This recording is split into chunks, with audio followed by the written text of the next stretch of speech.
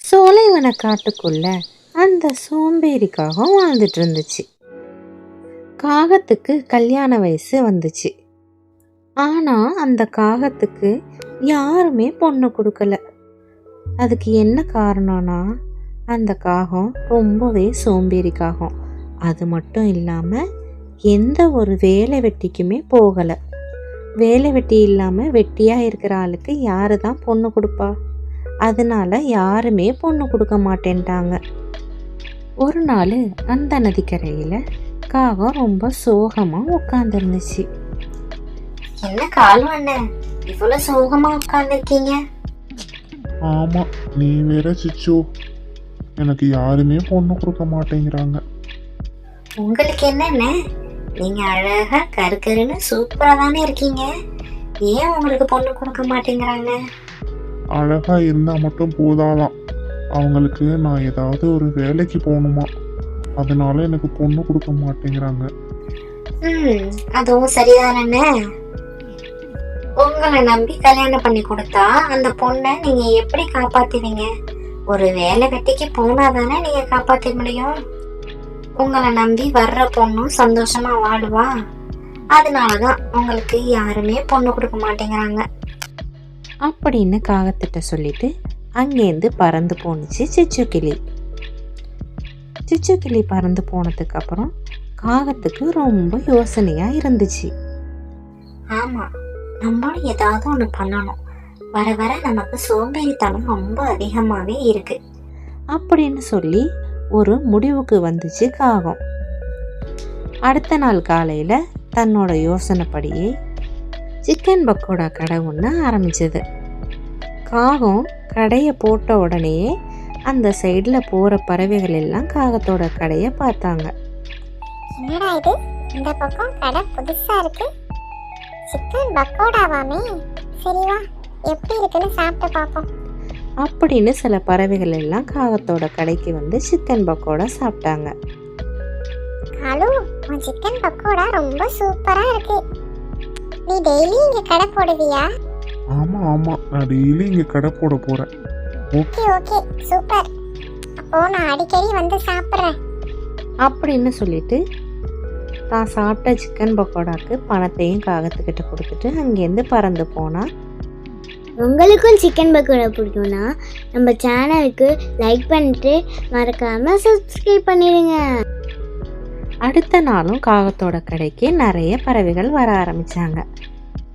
எல்லாரும் காகத்தோட சிக்கன் பக்கோடாவை வாங்கி சாப்பிட்டுட்டு டேஸ்ட்டு ரொம்பவே சூப்பராக இருக்குன்னு பாராட்டினாங்க. அதுக்கப்புறம் காகம் ஒரு பிஸ்னஸ் மேனாக ஆயிடுச்சு.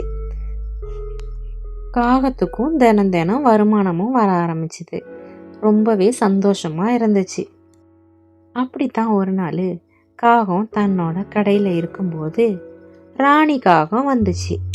உங்க கடையில சிக்கன் பக்கோடா ரொம்ப சூப்பரா இருக்குதாமே, ஊருக்குள்ள எல்லாரும் பேசிக்கிறாங்க, அதனாலதான் உங்க சிக்கன் பக்கோடாவை சாப்பிட்றதுக்கு நான் பக்கத்து ஊர்ல இருந்து வந்திருக்கேன், எனக்கு ஒரு பிளேட் சிக்கன் பக்கோடா கொடுங்க. அப்படியாம்மா, ரொம்ப சந்தோஷம், இந்தாம்மா சிக்கன் பக்கோடா சாப்பிடு. ஆஹா, எல்லாரும் சொன்ன மாதிரியே ரொம்ப டேஸ்டா இருக்கு, செம்மையா இருக்கு, இதோட விலை என்ன? இது 50 ரூபாய் தான். பரவாயில்லையே, ரொம்ப சுவையா செஞ்சிருக்கீங்க. ஆமா, நீ யாருமா, இந்த ஊருக்கு புதுசா இருக்க? ஆமா, நான் பக்கத்து ஊர்ல இருந்து வந்திருக்கேன். பார்க்கறதுக்கு ரொம்ப அழகா லட்சணமா இருக்க. உனக்கு கல்யாணம் ஆயிடுச்சா? இல்ல இல்ல, எனக்கு இன்னும் கல்யாணம் ஆகல. அப்படியா? அப்படின்னா நீ என்ன கல்யாணம் பண்ணிக்கிறியா? ஐயோ, உங்க கடையில சிக்கன் வாங்க வந்த என்கிட்ட இப்படி கேக்குறீங்களே அப்படின்னு அந்த இடத்துலேருந்து பறந்து போணுச்சு ராணி. ராணி தன்னோட வீட்டுக்கு போய் தான் அம்மா கிட்ட சொன்னிச்சு. அம்மா அம்மா, அந்த காலு ரொம்ப நல்லவர் ஆயிட்டாருமா, அவரு என்ன கல்யாணம் பண்ணிக்கிறியான்னு கேக்குறாரு. என்னடி இப்படி சொல்ற? அவனே ஒரு வேலை வெட்டிக்கும் போகாத சோம்பேறி பைய. அவனை போய் கட்டிக்கிட்டு நீ கஷ்டப்பட போறியா? இல்லம்மா, இப்ப அவரு ரொம்பவே மாறிட்டாருமா. அவரு சிக்கன் பக்கோடா கடை ஒண்ணு வச்சிருக்காரு. அந்த கடையில சிக்கன் பக்கோடாவோட சுவை ரொம்பவே நல்லா இருக்குமா. அதனால நம்ம காட்டுல உள்ள எல்லா பறவைகளும் அங்கதான் போய் சாப்பிடுறாங்க. அவரு ஒரு பெரிய பிசினஸ் மேன் ஆயிட்டாருமா. நீங்க வேணும்னா நாளைக்கு வந்து பாருங்களேன். சரி, நாளைக்கு வந்து பாக்குறேன்.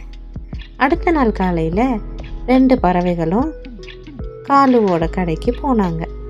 அங்கே காலு பீஃப் பக்கோடா போடுறத ராணியோட அம்மா பார்த்தா. என்ன காலு, இது என் பொண்ணுகிட்ட என்னமோ கேட்டியாமே?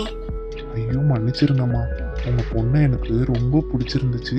அதனால தான் என்னைய கல்யாணம் பண்ணிக்கிறியான்னு கேட்டேன். தப்பா எதுவும் கேட்டிருந்தா மன்னிச்சிருங்கம்மா. இல்ல காலு, நான் உன்னைய பழைய மாதிரியே நினைச்சிட்டு இருந்தேன். நீ ஒரு வேலைக்கும் போகாம சோம்பேறியா இருப்பேன்னு சொல்லிட்டு. ஆனா இப்போதான் நீ மாறிட்டி. அதனால என் பொண்ணை உனக்கு சந்தோஷமா கட்டி கொடுக்குறேன் அப்படின்னு ராணியோட அம்மா சொன்னாங்க. அடுத்தது கொஞ்ச நாள்லயே காலுவுக்கும் ராணிக்கும் சிறப்பாக கல்யாணம் நடந்துச்சு. 2 பேரும் சந்தோஷமா இருந்தாங்க.